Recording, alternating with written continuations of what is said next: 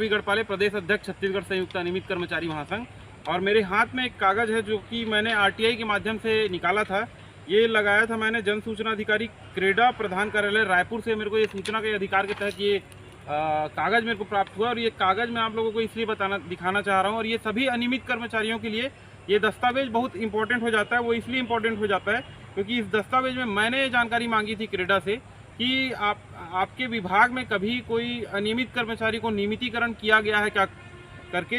तो उसमें स्पष्ट रूप से जवाब आया है कि 11 अलग अलग पदों पे 87 लोगों को जो है नियमित किया गया है। ये वो पत्र कागज़ की कॉपी आपको देख सकते हैं जिसमें सहायक अभियंता, उप अभियंता, तकनीकी सहायक, लेखा सहायक, कंप्यूटर ऑपरेटर, कनिष्ठ सहायक, मैकेनिक, वाहन चालक, हेल्पर, चौकीदार, सफाई कर्मी, ऐसा करके 87 लोगों का जो है नियमितीकरण किया गया है। ये सारे संविदा कर्मचारी थे जिनको बाद में नियमित किया गया है।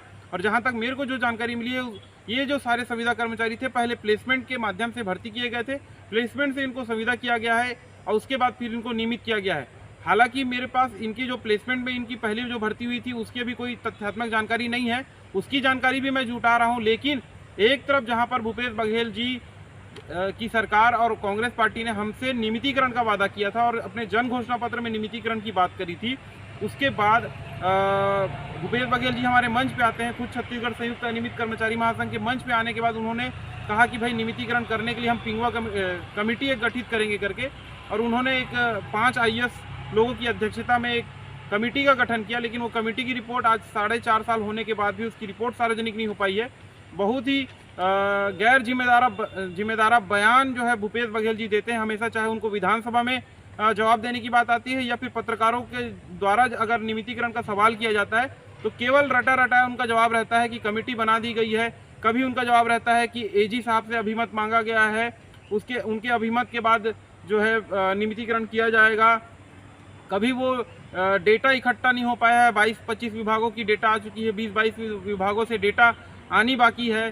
कभी वो बोलते हैं कि विधि विभाग से जो है अभिमत मांगा गया है, विधि विभाग से जब अभिमत मिल जाएगा तब हम नियमितीकरण करेंगे। ये तमाम चीज़ें जो है अलग अलग तरीके से उनका बात को टालने के लिए अलग अलग बयान ये देते हैं। विधानसभा में भी दिए हैं और पत्रकारों को भी दिए हैं और नियमितीकरण आज तक हो नहीं पाया है। तो अगर नियमितीकरण इतना ही अगर कठिन है या नहीं हो पा रहा है, इतना जटिल भूपेश बघेल जी बता रहे हैं, तो वही जवाब दें कि क्रेडा खुद मुख्यमंत्री का एक विभाग होता है। जो मुख्यमंत्री होता है उसका विभाग जो है क्रेडा भी एक विभाग है।